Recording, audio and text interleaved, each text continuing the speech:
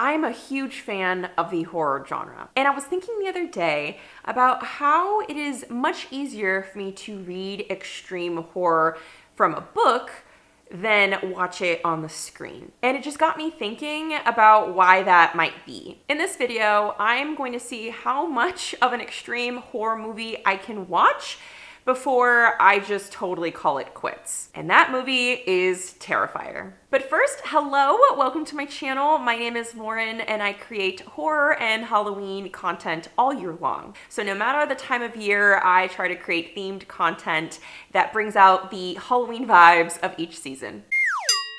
Kelsey from Slime and Slashers is hosting a Patreon exclusive carnival clown themed event. And one of the prompts is to watch something that hits on those themes. I do not know what I'm getting myself into right now. Like, I really don't. The only thing else I know about this movie is that the main character is called Art the Clown. I think there are some women who are part of it. I feel like I have that image in my brain. I should probably read the premise before. A crazy clown stalks and tries to kill 3 women in a wretched old apartment building on Halloween night. Okay, well, at least there's the Halloween setting since I'm already kind of in spooky season. But why you gotta kill women? Okay, let's make some predictions here. Do I think I'll make it to the very end of this movie? No. Do I think I'll make it through at least half of the movie? Okay, yes, I think I'm gonna just be, I'm gonna take a little gamble here and say yes, I think I will make it through at least half of this movie. Will all 3 women survive? Do I predict that all 3 women will survive this movie? I'm gonna say, because I do love a final girl, I'm gonna say there is a final girl. There's just one of the 3 that survives the night. The movie is roughly 90 minutes. So all I gotta do in my mind to be successful is watch at least 45 minutes of it. Okay. It's starting.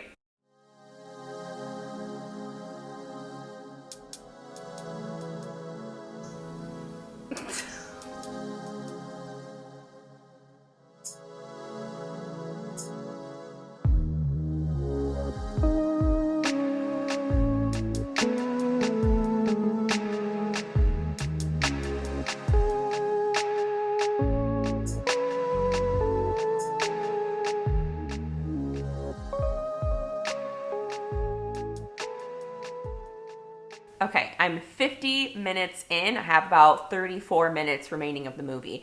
And, okay.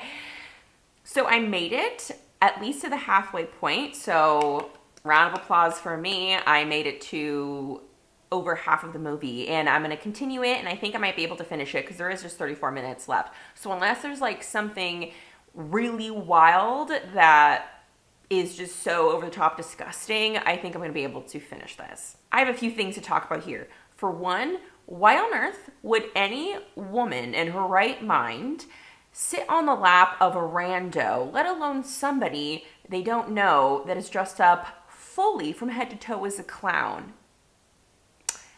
No woman that I know. What woman that I know would use the restroom in a nasty ass apartment building that is vacant and being manned by a person that they also don't know? 0. That's how many women. I understand you need something to move the plot along, but why does it have to be this really overdone, overused plot device of like unintelligent women? Like, it's just so tropey. Like, it just kind of insinuates that what comes next is like what they were deserving. And like everything that came after them is because of what they did to Art the Clown prior or like the situations they got themselves into. I don't know if a female director or writer would portray and characterize women in that way. I'd be curious to know who wrote the script and the director. Are they men? Are they women? And to see how it might have been rewritten and what this movie would look like if it was written by a female or directed by a woman. Because that was just like so annoying and like really took me out of the movie. You probably also saw me clutch my emotional support Stay Puffed. Definitely needed in that one scene.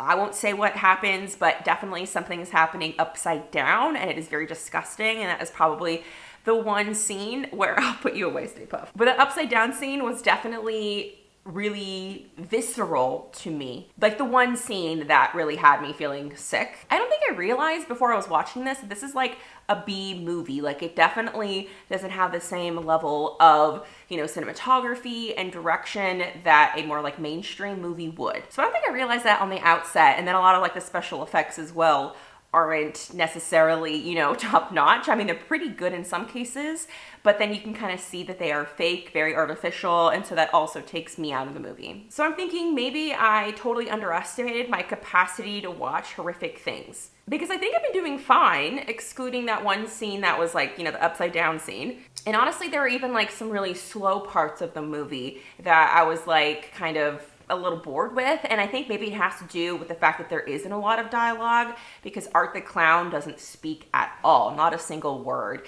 And talking about Art the Clown, he is incredibly creepy, like so well acted, and the acting generally is pretty good in this movie, but his is like so good. He is so creepy, so unnerving, and just the level of glee he gets, so happy, so joyful at causing so much pain. Like I couldn't imagine anybody else in that role and like not even speaking a word. Well done. I have 34 minutes left in this movie. Anything can happen. We'll see if I end up finishing it, but let's hope I can do it. Is it weird that I thought it was boring? Surprise, surprise, I actually watched the entirety of the movie. The only thing I really enjoyed about that movie was the clown. Like Art the Clown, that actor did a phenomenal job. I love clowns. I think they're so creepy. What I think is so creepy about clowns is how there's something that is meant to be so good and wholesome. It's supposed to be like entertaining to young kids. And then when you take something like that and totally invert it and distort it and pervert it, that is horrifying to me. But the movie itself, I personally did not find all that terrifying. I think the only thing that I really found scary is the building itself. I think the building itself was a very unsettling setting. I was looking at Rotten Tomatoes, and I wasn't expecting a movie that is so widely talked about to have such a low rating for both audiences and critics. So 55% on the tomato meter, and then you have the audience score of 53%, even lower than the critics.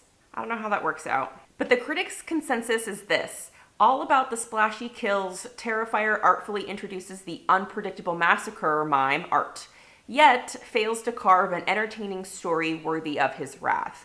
I agree. I feel like there was no plot, there was no story, there were characters that they did try to give a little bit of texture to and life, but I think it ended up just being incredibly tropey, where you have the blonde bimbo who's silly and doing all these stupid things that women don't do. And then you had the really intelligent young woman who was actually referred to as a young girl in the movie by the detectives, which makes no sense to me. Like, she's literally studying for college exams, or maybe even something at the graduate level. She's not a girl. But you have her portrayed as like that cliche, intelligent woman who's like, really focusing on studying and then just like stumbles upon a situation. On Rotten Tomatoes, it lists the directors as being Damien Leone. And then you have 3 producers who all sound very male to me: Damien, George, and Phil. The writer is also Damien Leone. Would I watch the sequel? Probably not. I mean, I didn't really even want to watch this first one, but I was just really genuinely curious. I don't think I enjoyed it, but I did like seeing Art the Clown, because clowns, they're my thing. Do I think it's a good movie?